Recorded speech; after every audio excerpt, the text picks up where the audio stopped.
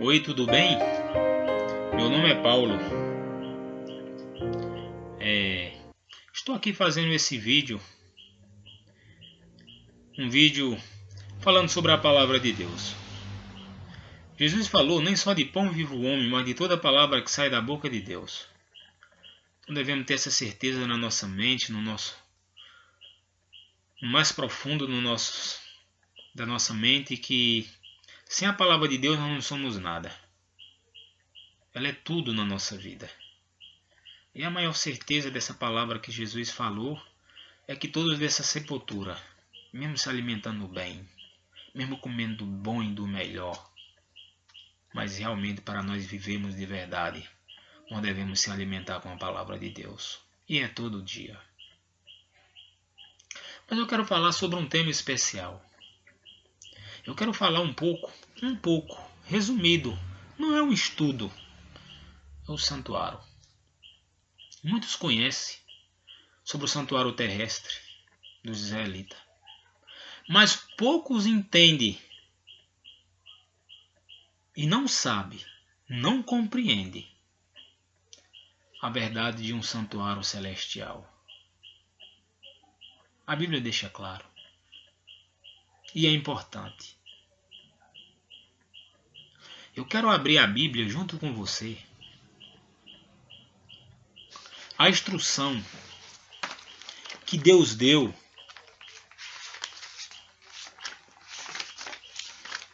para Moisés. Êxodo 25, verso 8. Abra a Bíblia junto comigo.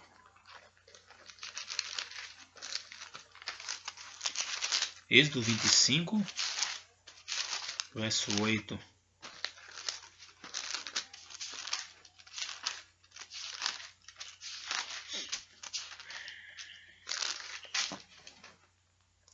Fala assim: e me farão um santuário, para que eu possa habitar no meio deles.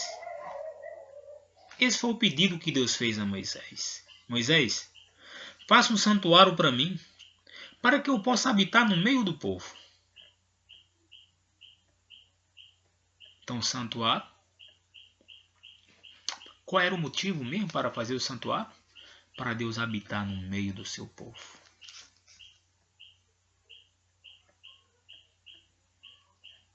Muito bem. O capítulo 25, verso 40, veja só o que ele diz. Vê, pois, que tudo faça segundo o modelo que foi mostrado no monte. Você que é engenheiro, arquiteto, predeiro, sempre quando você vai fazer uma obra, principalmente uma casa, um prédio, tem que ter uma planta. E que Deus mandou fazer, Moisés fazer um santuário. E Deus também deu uma planta para Moisés. E essa planta Moisés devia seguir à risca. Mas eu não vou entrar muito nesse detalhe. Eu vou falar um pouco sobre o santuário terrestre, depois eu vou entrar no santuário celestial, que é o que poucas pessoas sabem. Veja só. Como era esse santuário terrestre? O santuário terrestre era dividido em dois compartimentos. O primeiro, lugar santo, e o segundo, lugar santíssimo. No lugar santíssimo, tinha 3 objetos. Candelabro, para o lado esquerdo. A mesa com 12 pães, do lado direito. O altar de incenso na frente, diante do véu. Na mesa direita tinha 12 pães, simbolizava as 12 tribos de Israel. Cristo, o pão da vida.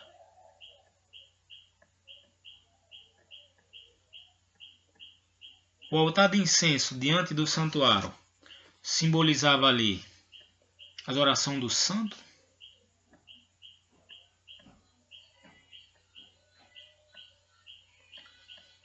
Ao lado esquerdo, isso no lugar santíssimo, estou falando. O castiçal com 7 lâmpadas acesas dia e noite. Simbolizava Cristo, a luz do mundo. A luz eterna que jamais se apagará. Esses são os objetos que estavam no primeiro tabernáculo.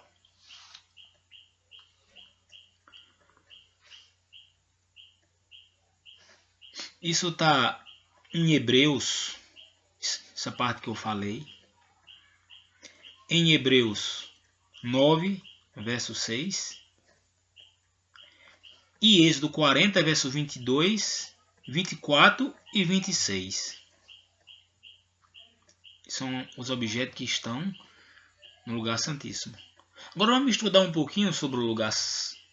Perdão, são os objetos que estavam no lugar santo. Agora vamos estudar um pouco o que era que tinha dentro do lugar santíssimo. No lugar santíssimo, o sumo sacerdote entra uma vez por ano, no dia da expiação, que caía no dia 10 do 7º mês. Hebreus 9, verso 7. Então, no lugar santo, o sumo sacerdote entrava todo dia com cordeiro de manhã, com cordeiro de tarde. Cordeiro pela manhã, um cordeiro de tarde. Porque o cordeiro tem que ser sem defeito. Não podia ter mancha. Mancha é símbolo de pecado. Defeito é símbolo de pecado. E era um tipo de Jesus. Representava Jesus, era a forma de adoração do israelita. Jesus iria vir no futuro. Ia morrer pela humanidade. Mas no lugar santíssimo só entrava uma vez por ano, no dia 10 do mês 7º. Era chamado o dia da expiação, o dia do juízo. Todo israelita era convocado. Aquele que não comparecia naquele momento ali, naquele dia sagrado, que não poderia fazer nada, era um sábado ali, era um sábado cerimonial. Quem fez alguma obra servil era estipado no meio do povo de Israel. O trabalho que ia haver ali, que poderia haver, isso era o trabalho que os sacerdotes faziam de sacrificar cordeiro, que estava dentro do plano da salvação, assim como Cristo, quando veio, realizava não trabalho servil, mas trabalho de servir. Eu falei no sábado cerimonial e no sábado moral, Jesus Cristo fazia esse trabalho de servir dia após dia, sábado após sábado. E ali se encontrava a Arca da Aliança, coberta de ouro. Ou seja, a Arca da Aliança no lugar santíssimo estava ali. O sumo sacerdote entrava apenas uma vez por ano. No lugar santo, o sacerdote. No lugar santíssimo, apenas o sumo sacerdote. Está em Êxodo 40, 20 e 21, Hebreus 9, 3 e 4. Um véu separava os dois compartimentos. Esse véu ele tinha uma espessura, segundo os historiadores, mais ou menos de 20 centímetros. 20 centímetros. Não podia passar nada do lugar santíssimo para o lugar santo. Porque o lugar santíssimo era um lugar mais sagrado. À frente do lugar santíssimo ficava o pátio, no qual havia um altar de holocausto. o pátio. O povo ficava lá no pátio. Tinha um altar para sacrificar ali os cordeiros. Ali o sacerdote sacrificava e levava o sangue lá para dentro do lugar santo. E uma vez por ano o sumo sacerdote levava o sangue lá para dentro do lugar santíssimo também. Era chamado dia da expiação. Também o dia do juízo, quando o sumo sacerdote entrava uma vez por ano. Todo israelita era convocado. Quem não comparecesse era estipado no meio do povo de Deus. Era um dia importante. Por que era estipado? Porque quem não comparecesse ali estava rejeitando um único plano que Deus estabeleceu antes mesmo da entrada do pecado. Antes mesmo de criar os seres vivos, os anjos, Deus já tinha planejado. O pecado não pegou Deus de surpresa e jamais pegará. Pega eu e você, mas Deus não. E ali era o dia da expiação, o dia do juízo. Também é um tipo do que está acontecendo hoje, eu vou explicar mais na frente. De quem não aceitar Cristo hoje como seu Salvador, também será estipado do meio do povo de Deus. Hoje é o dia de salvação. Vamos continuar o estudo. O santuário era uma tenda móvel. Deus, como uma coluna de nuvem, ele ia por cima do povo de Israel. Onde aquela nuvem parava, o povo de Israel acampava ali e montava o santuário. De noite se tornava uma tocha acesa, espantando as serpentes, esquentando o povo naquele gelo no deserto. De dia, como no deserto era muito quente, aquela nuvem se transformava, cobria todo o arraial, e ali aquela nuvem, ela protegia o povo de Deus dos raio violeta do sol. Cuidado de Deus como é grande pelo seu povo, mesmo com defeito, mesmo com pecado. Muitos pereceram pela sua incredulidade, mas pela vontade de Deus, todos tinham chegado à salvação, como é a vontade de Deus para nós hoje também. Veja só. Em que consistia o serviço diário? Era um cordeiro pela manhã e outro pela tarde. Isso está em Êxodo 29, do 38 ao 42.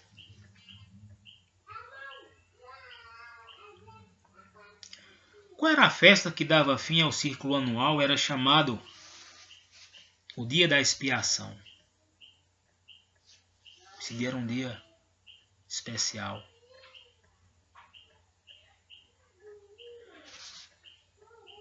O pecado do povo o ano todo.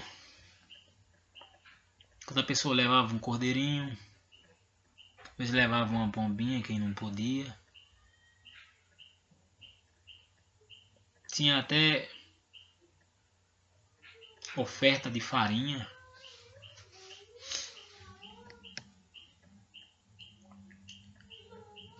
Mas Deus perdoava o pecado do povo, que ia arrependido, levava ali. Mas o pecado do povo ficava onde? Registrado no santuário. E uma vez por ano era que era feita a limpeza e removido do santuário. Aquele santuário todinho, a estrutura também simbolizava o corpo de Cristo. Cristo falou para os fariseus na época. Eu destruí esse santuário, em 3 dias construirei. Eles não entenderam. Por quê?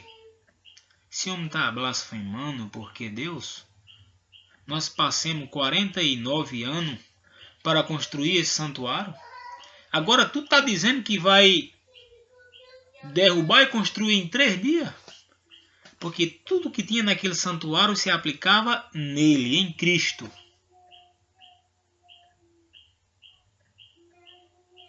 Isso aconteceu de fato.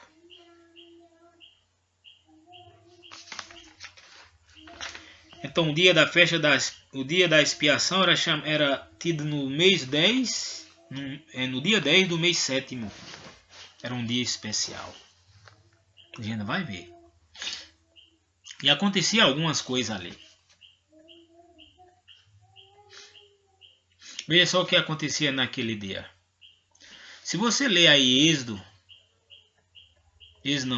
Levítico 16, do 1 ao 10 aí, você vai ver que os 2 filhos de Arão foram entrar ali despreparados naquele lugar santo, no santuário. Os 2 filhos de Arão morreram, porque Deus advertiu a maneira, tinha um ritual, tinha uma forma correta de entrar ali. E nós precisamos aprender como igreja hoje também. Tinha que ter a mitra, que até os judeus usam até hoje, no dia de hoje. Tinha que ter as vestes sacerdotais. Não podia ser qualquer fogo para acender ali as coisas sagradas ali no santuário. Tinha que ser um fogo especial, santo.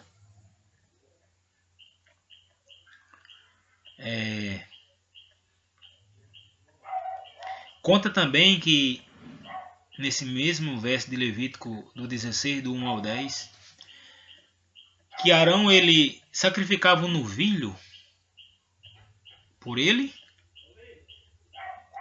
e pela sua família, porque ele era pecador também. Mas conta mais embaixo, essa parte eu quero ler para vocês, 16. Êxodo 16, o verso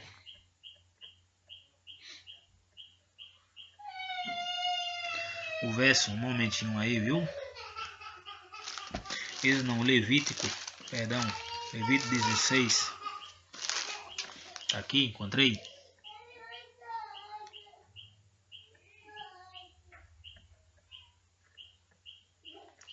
Fala aqui sobre 2 bodes. Um bode que caía a sorte para o Senhor e outro que caía a sorte para o bode Azazel. Vamos aprender um pouco aqui. Levítico 16, verso 6. Arão trará o novilho da sua oferta pelo pecado e fará expiação por si e pela sua casa. Também tomará ambos os bodes e os porá perante o Senhor, à porta da tenda da congregação. Lançará sorte sobre os 2 bodes, um para o Senhor e outro para o bode emissário, ou Azazel. Arão fará chegar o bode sobre o qual cairá a sorte para o Senhor e oferecerá por oferta pelo pecado. Verso 10. Mas o bode sobre que cair a sorte para bode emissário será apresentado vivo perante o Senhor, para fazer expiação por meio dele e enviá-lo ao deserto como bode emissário. Para você entender bem essa parte aqui, você precisa entender, isso acontecia no dia da expiação, no dia 10 do mês 7º, um dia especial chamado dia do juízo também, que o povo de israelita era todos convocados. Se entender bem aqui, você tem que entender aqui um pouco. Nós vamos entender pela graça de nosso Senhor e Salvador Jesus Cristo. Nesse dia era sacrificado esses 2 bodes. O que caía a sorte para o Senhor era sacrificado. Simbolizava quem esse bode que era sacrificado? Sem dúvida, sem sombra de dúvida nenhuma. Simbolizava Cristo que ia vir no futuro e ia ser sacrificado. O sangue desse bode era levado para dentro do lugar santíssimo pelo sacerdote. Agora um bode era vivo. Ficava vivo, melhor dizendo. Vivo ele era. Ele ficava vivo. Não era sacrificado. Mas ele era designado pela mão de um homem para ser levado ao deserto. Aí veja só. Arão, quando entrava ali no lugar santíssimo, ele fazia a purificação do santuário. Quando ele saía de dentro do santuário, ele trazia a mensagem de salvação. Deus perdoou o pecado de vocês. Pelo sangue de quem? Daquele bode que representava o sangue de Cristo que morreu no futuro por nós. Mas o bode vivo, jamais ele poderia fazer expiação de pecado no contexto de salvação. Mas iria fazer expiação no contexto de pecado para ele de condenação. E esse bode vivo, ele só era... Depois Arão colocava a mão sobre esse bode vivo e confessava o pecado do povo da nação israelita. Mas quando? Veja Levítico 16, verso 20. Havendo, pois, acabado de fazer a expiação pelo santuário, pela tenda da congregação e pelo o altar, então fará chegar o bode vivo. Olha! O bode vivo aqui só chegava depois que o santuário fosse purificado, depois que Deus ali, Arão trouxesse a ordem de Deus, ou a mensagem de Deus, que o povo ali estava perdoado. A purificação já tinha feito. Porque Satanás ele não pode fazer purificação por nós. Mas por que Arão colocava a mão sobre o bode vivo e confessava o pecado do povo, já perdoado? Eu não vou abrir para não tomar tempo. Mas em Malaquias 4, a partir do 1 ali até o 3, fala que vai vir um dia como fornalha, que os soberbos, assassinos, se entregarão a vida a Cristo. Para que serão como a palha, vão ser queimados. Fala que não vai ficar nem raiz. Quem é a raiz? Satanás. Que é o ramo. Os anjos mal caídos e os que rejeitaram a mensagem de salvação de Cristo. No caso aqui, porque é confessado os pecados já perdoado na cabeça desse bode? Porque é ele o extingador, é ele aquele que leva ao povo ao pecado. Ele é a raiz de todo o mal. Afinal de contas, se não fosse ele, claro, que Deus advertiu, e Adão e Eva poderiam ter escolhido não pecar, mas Adão e Eva escolheu a pecar, né? Felizmente. Mas ele é a raiz de todo o mal. Ele que levou o homem ao pecado. Ele é o resultado do pecado, que é a morte. O autor da morte é ele, não é Deus. Deus tem autoridade sobre a morte. Ele não é autor da morte. É diferente. Deus tem autoridade sobre a morte. E aqui, confessados os pecados do povo já perdoado, ele é levado para o deserto. E lá naquele deserto, ele morre de fome e de sede. Para você entender isso, essas palavras. O verso 21 eu não li, fala assim, ó. Arão porá ambas as mãos sobre a cabeça do bode vivo, e sobre ele confessará todas as iniquidades dos filhos de Israel.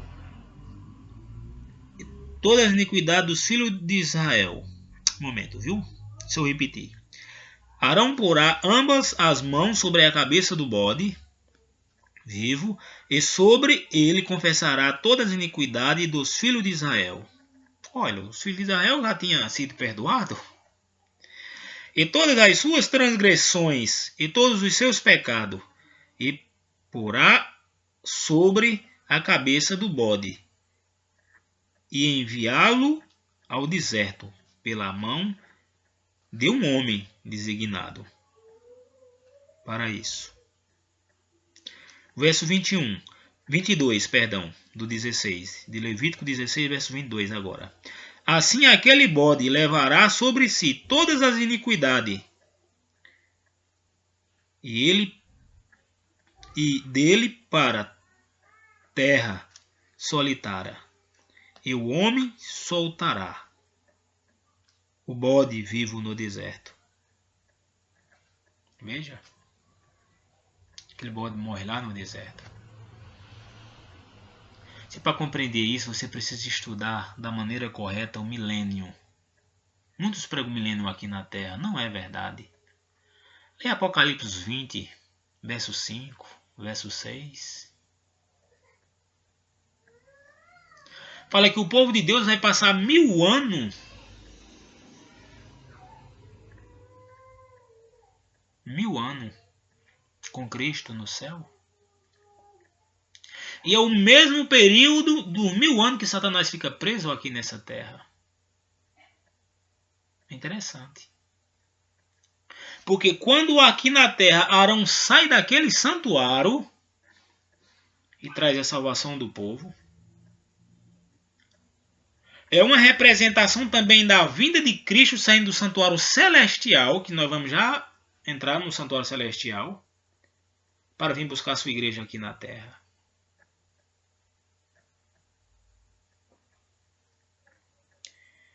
E aí, segundo Jeremias 4, 26,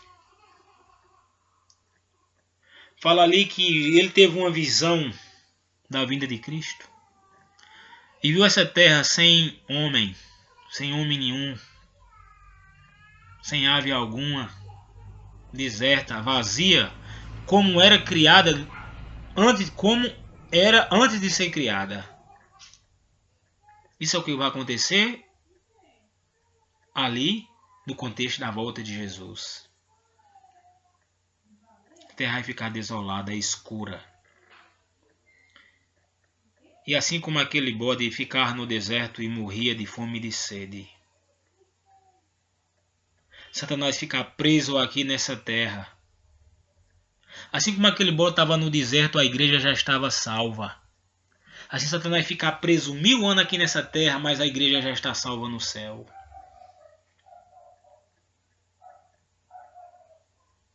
Quando Cristo venha, vai existir 4 grupos de pessoas aqui. Justos vivos serão transformados no abrir e fechar de olho. 1 Coríntios 15, verso 51. Para frente ali, você pode ler que está registrado essas palavras. Justos mortos serão ressuscitados, subirão junto.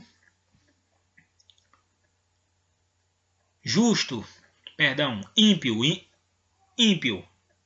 vivo, que serão mortos pela manifestação da volta de Jesus. Vamos ler esse verso que ele é muito interessante.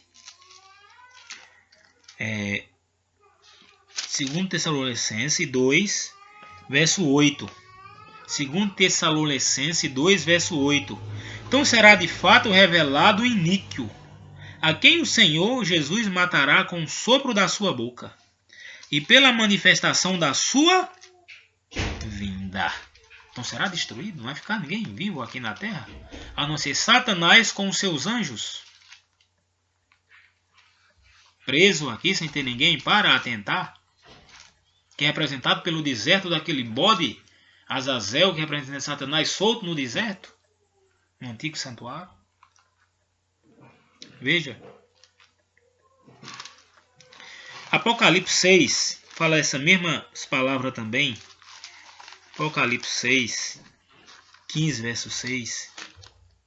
Não, é esse momento aqui, viu? Então chega lá. 6, verso 14. A partir do 13. As estrelas do céu cairão pela terra, como a figueira quando abalada por vento forte. Deixa cair os seus fígado verde. E o céu recolherá como um pergaminho, quando se enrola. Então todos os montes, ilha, foram movidos do seu lugar. Veja só, está falando na vinda de Cristo. Os reis da terra, os grandes, os comandantes, os ricos, os poderosos, todos os escravos, todos os livres, e se esconderam nas cavernas e nos penhascos das montanhas. Verso 16, dizendo: caia sobre nós. Dizendo aos montes e aos rochedos: caia sobre nós. Esconde da face, olha, da face de quem? Da face daquele que se assenta no trono e da ira do Cordeiro, porque chegado ao dia da ira dele, quem é que pode subsistir-se? Só aqueles que entregaram a vida a ele anteriormente, que já estão aonde? Que nesse momento, no contexto da vinda de Jesus, serão transformados e subirão com ele para o céu. Então, como eu li lá em Tessalonicenses, aqui é uma conexão. Eles serão destruídos. Não acredite nessa mensagem que vai ficar a gente com vida aqui.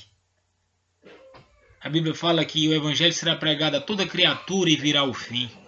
Isso é uma armadilha de Satanás. A Bíblia fala que o dia de salvação é hoje.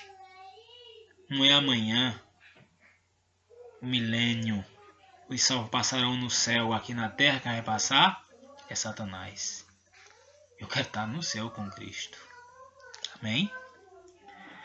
Veja só. Eu não li essa passagem, mas já que eu estou aqui em Apocalipse, eu vou ler. Apocalipse 20, verso 5.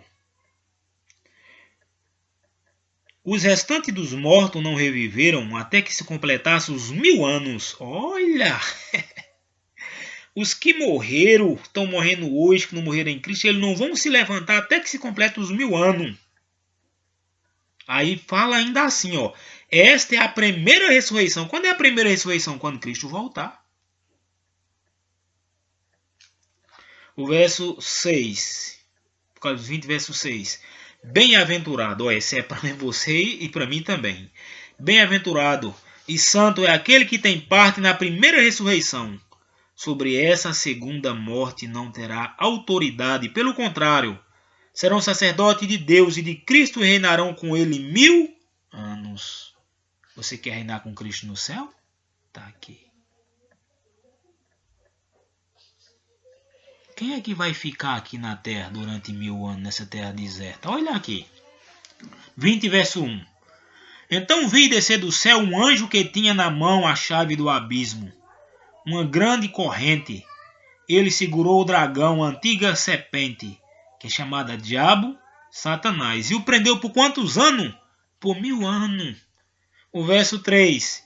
Lançou no abismo, fechou, pôs selo sobre ele, até que se completasse, um momento aqui, 1000 anos, pôs selo sobre ele, um momento aqui.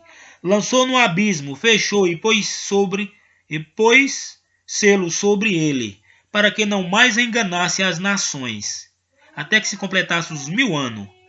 Depois disto, é necessário que ele seja solto por um pouco de tempo. Com essa soltura, existem 3 tipos de juízo. Eu não vou entrar nessa parte. Juiz de investigação, que é hoje. Juiz de comprovação, que é lá no céu durante os 1000 anos. Vai ser comprovado, o pai vai dizer: por que meu filho não subiu? O filho vai dizer: por que meu pai não subiu? Lá vai se abrir os livros. Juízo de comprovação lá no céu.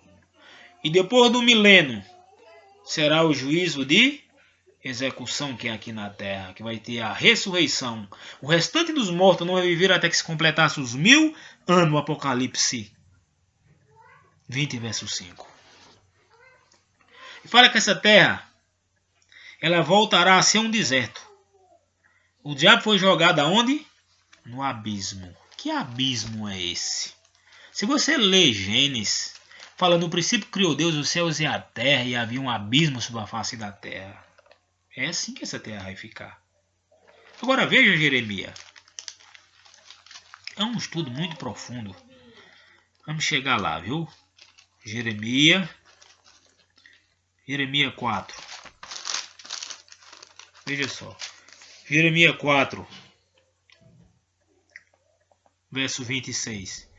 Olhei, e ainda eis que a terra fértil era um deserto, e todas as suas cidades estavam derribadas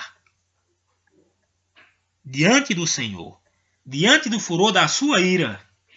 Pois assim, diante do Senhor da sua ira. Um momento. Eu li o finalzinho. Se eu ler do verso 22, viu?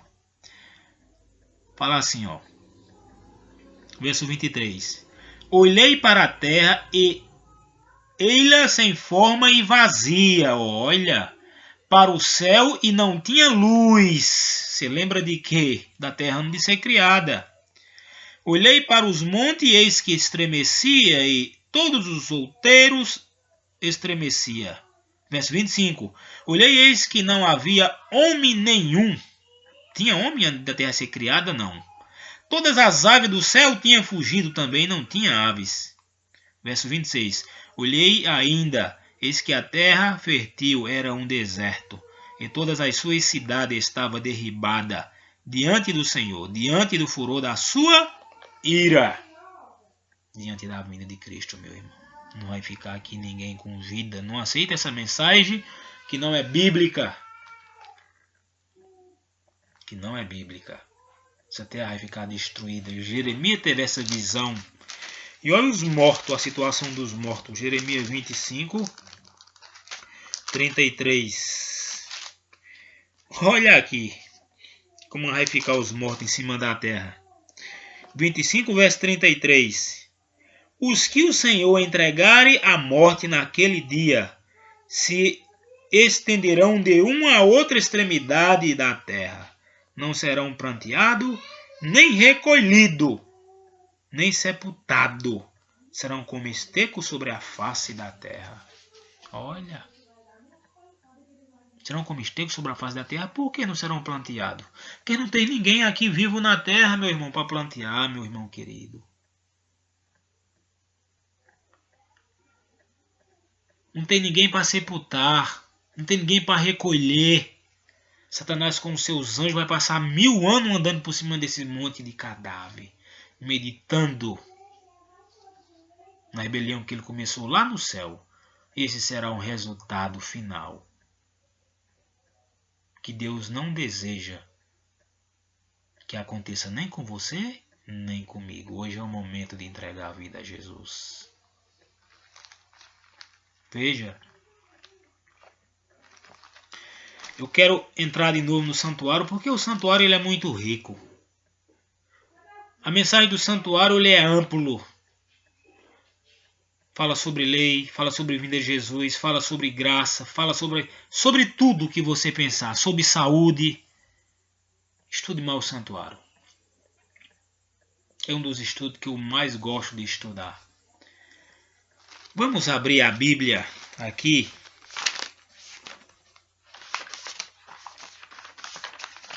Abrir a Bíblia aqui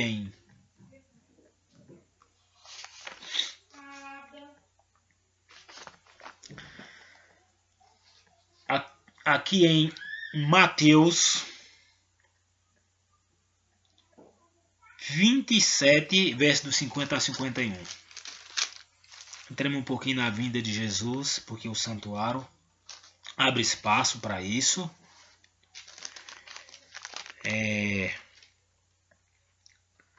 Vamos aqui para Mateus 27, versos 50 e 51. Fala assim, ó. E Jesus, clamando outra vez em grande voz, entregou o Espírito, o ar, fôlego de vida, pneuma. E eis que o véu do santuário se rasgou em duas partes, de alto a baixo. Tremeu a terra e fendeu-se as rochas. Olha, qual o véu do santuário? Lembra que eu falei que o santuário tinha dois compartimentos, santo e santíssimo? Foi aquela parte ali que se rasgou quando Cristo morreu. Blandou em alta voz. O anjo de Deus baixou a mão e rasgou de cima a baixo.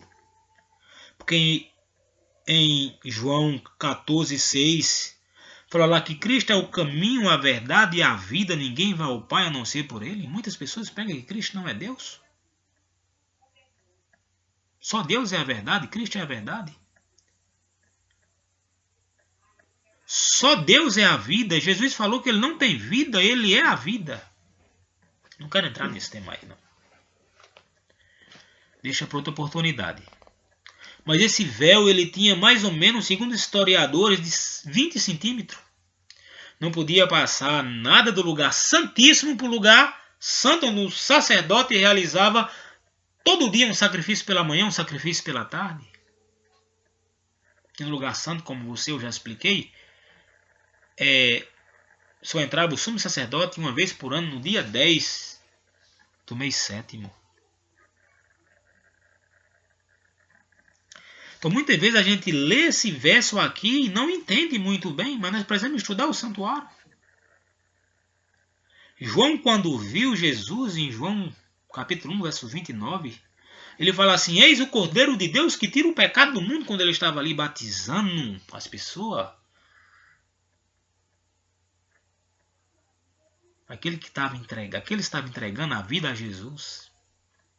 João estava falando assim: olha, chegou o Cordeiro de Deus, agora não precisa mais sacrificar Cordeiro, com ele vai morrer por nós. E Cristo, quando morreu, se cumpriu. Os fariseus não entendiam. Muitos na época não entendiam. Poucos entenderam. Israel, como nação, rejeitou Jesus. Nós precisamos ter cuidado para não rejeitar Ele, rejeitar a sua palavra, como Ele vai vir, a forma da sua vinda, para nós não ser enganados.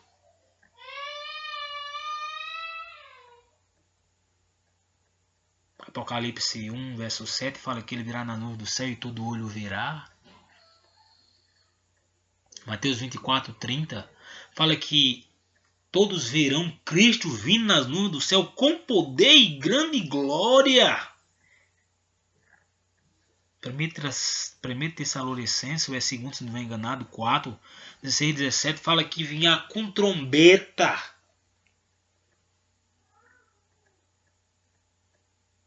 Os mortos em Cristo ressuscitarão primeiro. Serão arrebatados. Arrebatamento sim, secreto não. Porque vai ser um grande arrebentamento. Orai e vigiai, para que naquele dia esteja de pé, eu e você, diante da vinda de Jesus. É isso que Ele quer. Então esse foi o santuário, mas perdeu a sua função.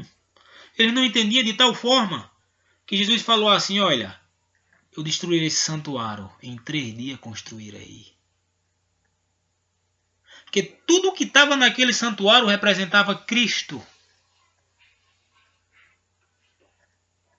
A estrutura do santuário representava o corpo de Cristo.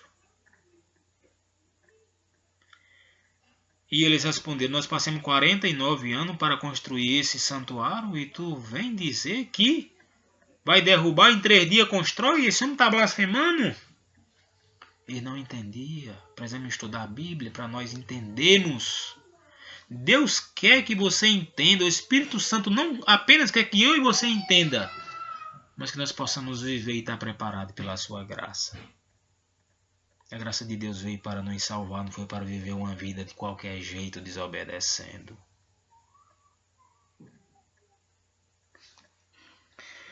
Sim, o santuário perdeu a sua função. E que santuário agora está funcionando? É uma boa pergunta. A resposta não é minha, mas a Bíblia vai nos dar a resposta. Veja aqui Hebreus capítulo 8. Hebreus capítulo 8. Estamos terminando. Hebreus capítulo 8.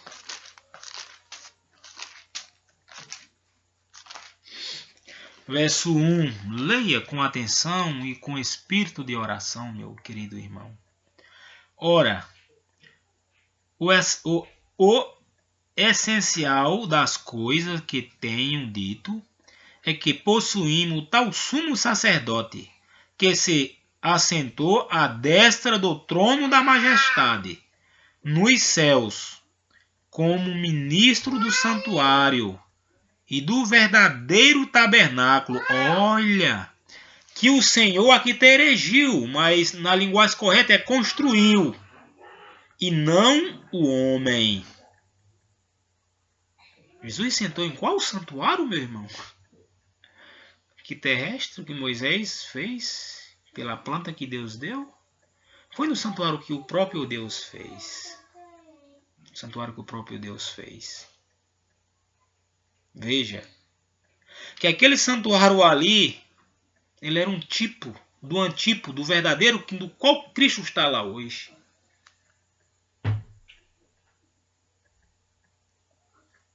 Cristo está em qual compartimento hoje? Vamos dar uma analisada hoje. E vamos se aprofundar nessa mensagem no estudo do juízo. Se nós entendemos o santuário bem, nós vamos entender o juízo bem. Vou passar uma mensagem falando sobre o juízo. O santuário e o juízo é uma coisa ligada na outra. 1 Pedro é 2 Pedro 4, verso 17. Fala, se o juízo começa pela casa de Deus, como será o julgamento daqueles que não aceitam o evangelho? Olha, isso mostra que o juízo começou. Tem gente esperando o juízo no futuro. Ô, meu irmão, Jesus não vai vir julgar, não. Jesus vai vir salvar. Perdão, Jesus vai vir buscar aqueles que ele está salvando hoje, julgando hoje. O dia do juízo é hoje. O juízo mais importante. O juízo de investigação. Comprovação e execução é só comprovar e depois do milênio execução. O mais importante é hoje. Se hoje ouvir a minha voz, diz Jesus, não a minha, mas a de Deus, a sua palavra, não endureçai o vosso coração. Veja só, meu irmão, meus irmãos. Vamos abrir aqui também em Hebreus 4, dá um reforço aqui, 4, verso 14. Veja só. Tendo, pois, Jesus, Filho de Deus, como grande sumo sacerdote, que penetrou aos céus, conservou firme a nossa confissão. Conservamos firme a nossa confissão. A quem? A ele, o sacerdote lá não intercedia para o povo? O sacerdote também é um tipo do antítipo de Jesus que hoje está intercedendo por nós. Verso 15. Hebreus 14, 15 agora. Porque não temos um sumo sacerdote que não possa se compadecer-se das nossas fraquezas. Olha, antes foi ele tentado em todas as coisas, a nossa semelhança, mas sem pecado. Então o sacerdote ele era um tipo. Ali era uma escola para nós aprender o que está acontecendo hoje no céu. Jesus está salvando, meu irmão. A cruz, Deus apenas credenciou. Realmente ele salvou. Mas o processo de salvação ele ainda continua no céu. Através da intercessão de Cristo. Ele está trabalhando por nós, por mim, por você. E lembra que o povo, quando o povo israelita passava o ano todinho levando o cordeiro, se arrependendo, o pecado do povo ficava no santuário.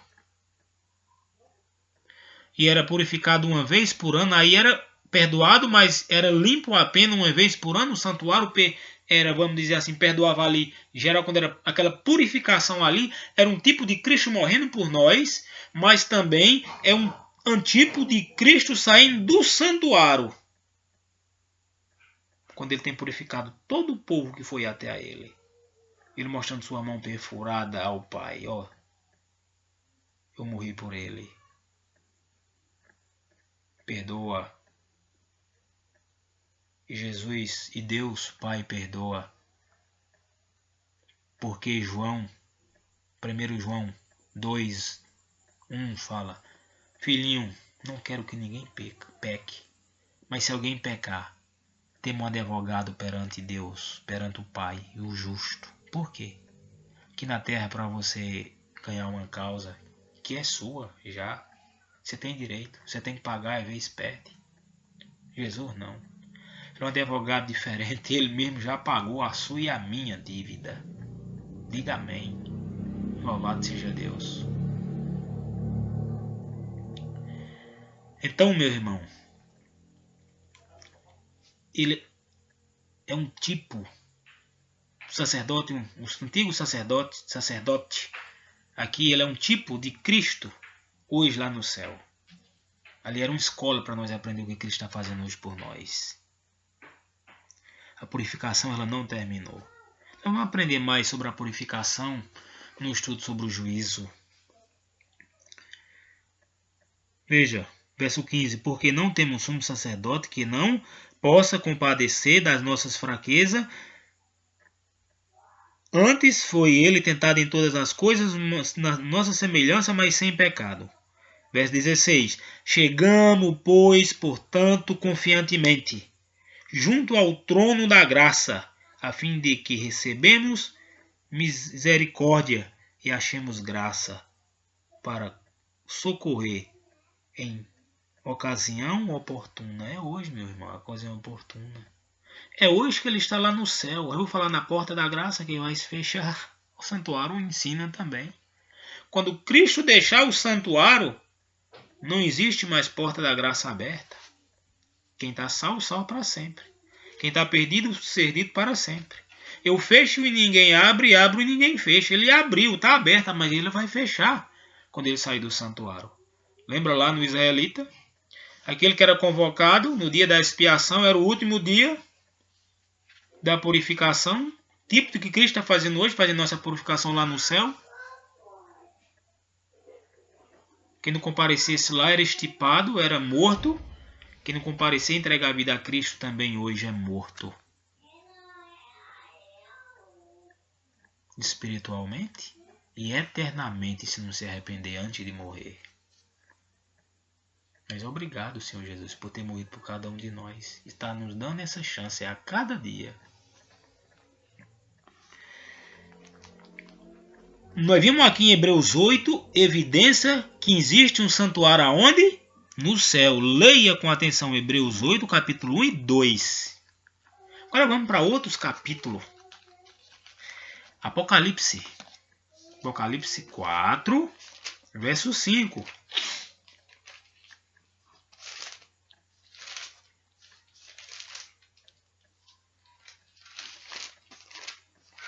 Apocalipse 4, verso 5.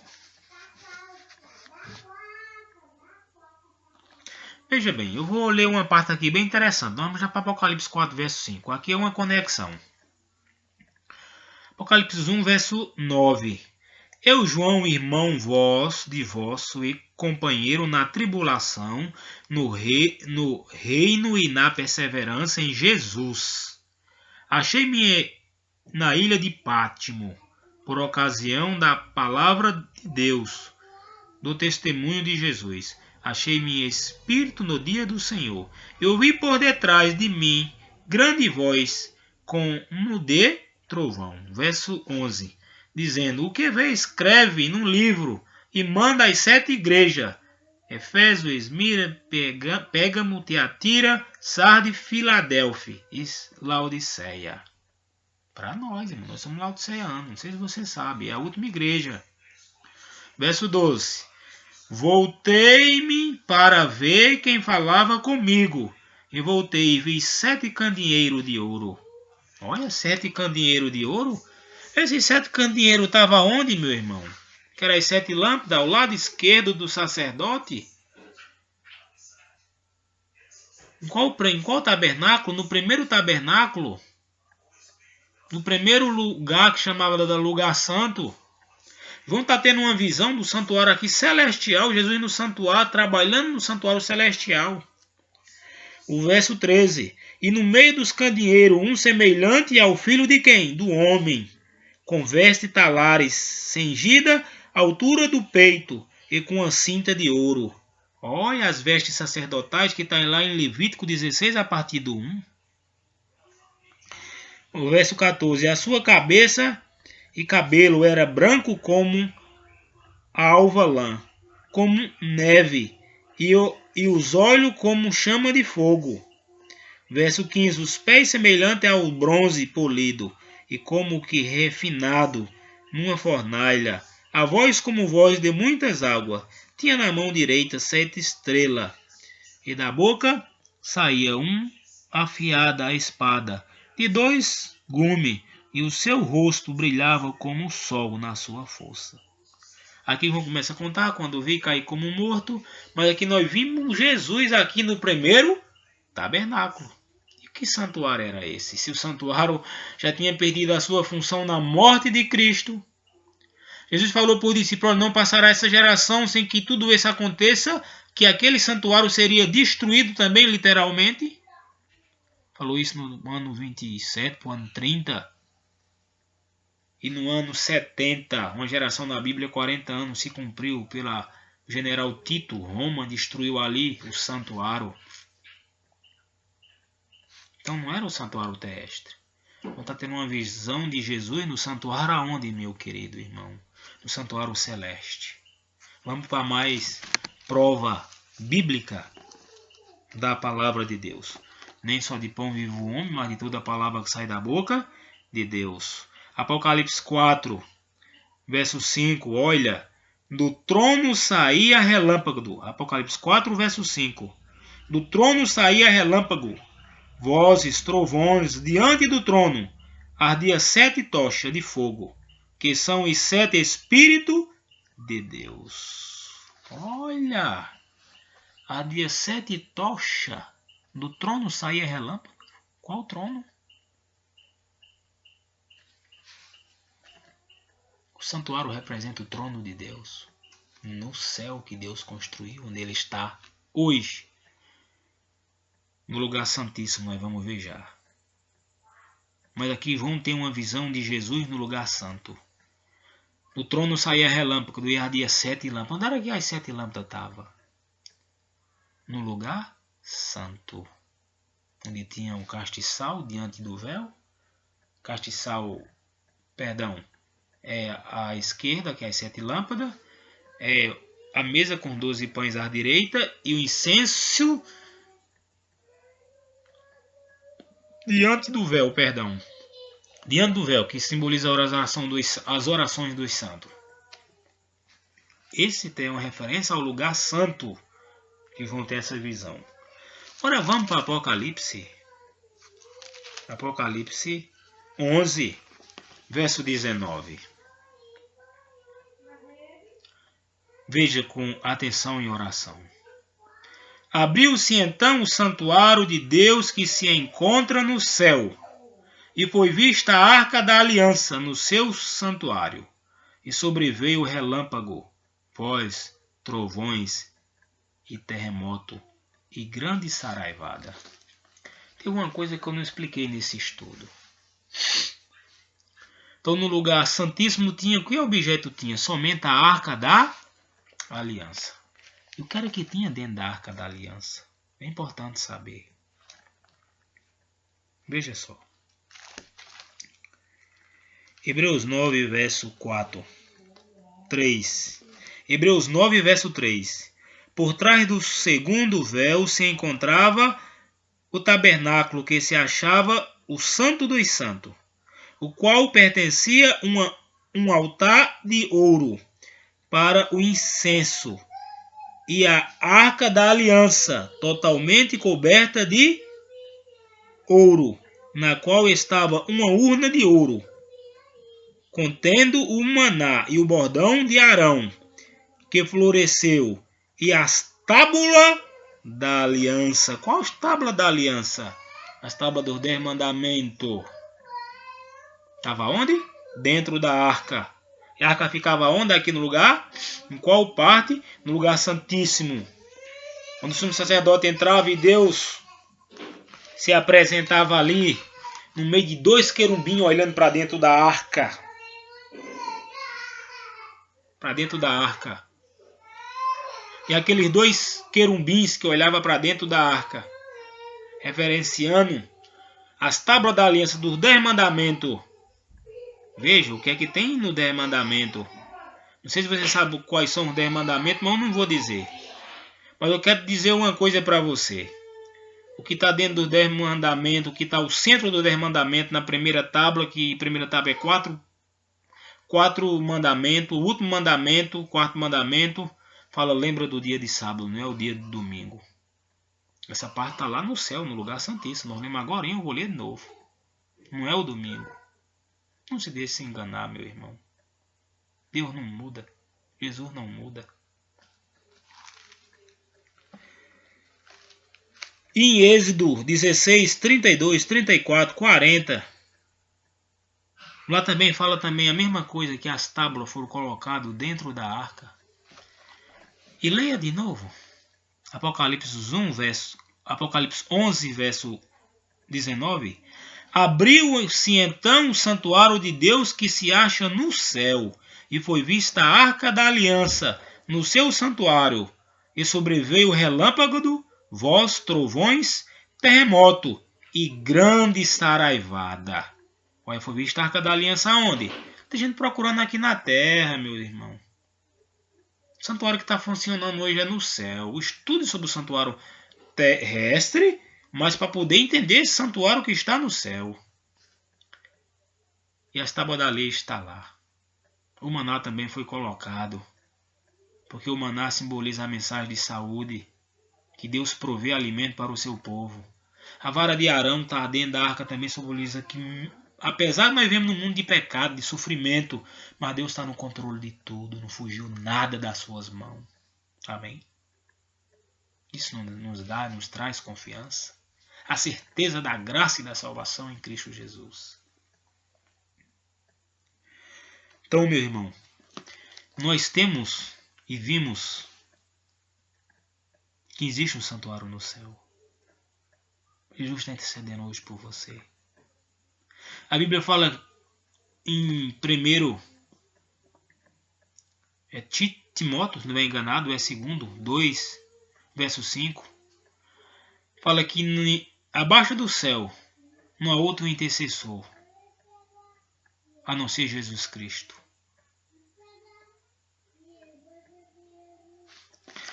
Pedro, também em Atos 4,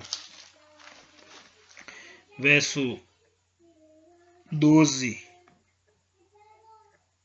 fala também assim: e não há salvação em nenhum outro, porque abaixo do céu não existe nenhum outro nome entre os homens, pelo qual importa que sejamos salvos. Olha, nós estamos sendo salvos, meu irmão. Cristo realizou tudo, o plano da salvação completo, mas Ele está salvando você e eu lá no céu, no santuário, no lugar santíssimo, onde em Apocalipse 11, verso 19, nós acabamos de ler. Que Cristo, Ele conquistou você e eu, morreu no santuário celestial. Mas nós temos livre-arbítrio. E o livre-arbítrio não depende de Deus, mas depende de nós, do nosso querer. Foi assim que Deus nos fez. Porque para existir amor tem que existir liberdade. E a Bíblia fala, no dia que não existir liberdade, Deus para de ser amor, porque a Bíblia fala que quem não ama não conhece a Deus, porque Deus é amor. Por isso nós temos livre-arbítrio de escolha, é por isso que Ele está nos salvando. É a parte que nos cabe a nós, a nossa escolha, mas a parte dele Ele já fez na cruz do Calvário. Então Ele está nos salvando agora. Essa é a sua intercessão por nós. Precisamos aceitar hoje. A parte dele Ele já fez por nós na cruz. Agora é a parte nossa que nós devemos fazer pela presença, o poder do seu Deus, do Santo Espírito de Deus, na proteção dos seus anjos também. Que Deus o abençoe. Que Deus te guarde. Que Deus te proteja. Mas eu quero ler o último verso. O último verso. Porque muita gente acha que Deus muda. Outros falam, não, Jesus, Deus não muda, mas Jesus veio e mudou. Mudou alguma coisa. Mas não é verdade. Hoje Jesus veio, agora nós só podemos acreditar no Novo Testamento. Nós estamos usando toda a Bíblia aqui. Porque se arrancar um livro da Bíblia, acaba com a Bíblia. Eu vou ler aqui os últimos versos. 3 versos, bem rapidinho. Malaquias 4. Malaquias 3:6, perdão. Malaquias 3:6. Porque eu, Senhor, não mudo. Por isso, vossos filhos de Jacó, não sois consumidos. Deus não muda. Pensou se Jesus desistisse da nossa salvação? Quando ele deixar o santuário para vir salvar, por que ele não desistiu da nossa salvação? É porque ele deu oportunidade para todos. Infelizmente, a maioria vão rejeitar. Porque o caminho do Senhor é um caminho estreito, não é um caminho seguro que leva até a eternidade. Deus não muda. E Jesus muda? Vamos ver se Jesus muda. O que isso tem a ver com o santuário? Porque isso aqui tem a ver com salvação. E o santuário tem a ver com salvação. O santuário tem um pacote esclarecedor inteiro da palavra de Deus. Hebreus 11, 13, verso 8. Falar assim, ó. Escute com atenção. Hebreus 13, verso 8. Jesus Cristo, ontem, hoje... Jesus Cristo, ontem e hoje. E o mesmo e será para sempre. O mesmo caráter do seu Pai. Deus não muda, meu irmão. Não aceita essa conversa que agora nós estamos no Novo Testamento. Não existe. Não existe nem novo, nem velho. Esse negócio de novo e velho é só uma página que o homem colocou. Jesus se dirigia à Bíblia, o livro do Senhor, a palavra de Deus. E olha Apocalipse, o último verso de hoje para nós fechar. Apocalipse 22, verso 18. Eu a todo aquele que ouve a palavra da profecia deste livro, testifico, se alguém lhe fizer qualquer acréscimo, Deus lhe acrescentará os flagelos escritos neste livro. Olha, então não devemos acrescentar e nem tirar. Se eu dizer que Deus mudou, mas Jesus mudou, eu estou acrescentando, meu irmão. No verso 19. E se alguém tirar qualquer coisa das palavras do livro desta profecia, Deus tirará a sua parte da árvore da vida e da cidade santa e das coisas que se acha escrito neste livro. Não devemos tirar também, nem acrescentar e nem tirar. Meu irmão, eu preguei hoje sobre um santuário no céu, que é muito vasto. Se eu for falar sobre o santuário, nós passamos a noite e o dia aqui falando, porque o santuário fala de salvação pela graça, fala sobre a lei, guardar a lei como resultado da salvação pela graça, sabe, fala sobre perdão, fala sobre a vinda de Jesus, fala juiz de investigação, juiz de comprovação, juiz de execução. O santuário, ele fala somente tudo. Então estude mais. E escute essa mensagem. Leia ela. Acompanhe lendo. Sempre com oração. Deus te abençoe. Deus te guarde. E que em breve, quando Cristo voltar, todos nós possamos estar juntos. Conversando até com pessoas que aqui a gente nunca se viu, mas que lá no céu vamos se encontrar. Para mais nunca morte. Para mais nunca sofrimento. É isso que eu desejo. Mas esse desejo que eu estou desejando para você não sai de mim mesmo porque eu sou pecador. É um desejo que Deus colocou no meu coração e eu sou grato por isso. Deus te abençoe. E obrigado por assistir esse vídeo. A recompensa não é minha, vem de Deus. Porque eu sou beneficiado. Primeiro a ser beneficiado sou eu. Que agradecemos junto a Deus. Vou fazer uma pequena oração. Obrigado, Senhor, pela tua graça, pela oportunidade de salvação. Que o Senhor possa nos proteger de tal forma que viemos, Senhor, ser um instrumento de salvação nas tuas mãos.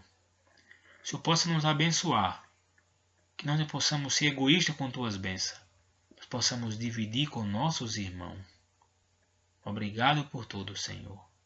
Cura todos os enfermos, cura todos que estão doentes, todos estão passando por dificuldade, todos que estão nos hospitais, todos que estão, Senhor, sem um teto para morar, as pessoas poderosas, ricas também, entre aspas, mas que ela venha reconhecer que somente o Senhor pode dar a riqueza delas, eterna. Essa é a verdadeira riqueza. Toma conta de cada uma delas, Senhor. Nos abençoa, nos cura fisicamente, espiritualmente, de acordo com tua santa vontade. E que o teu desejo venha ser realizado na nossa vida pela graça e salvação de nosso Senhor Jesus Cristo, que está realizando nesse momento no santuário celestial, em nome de Jesus. Amém.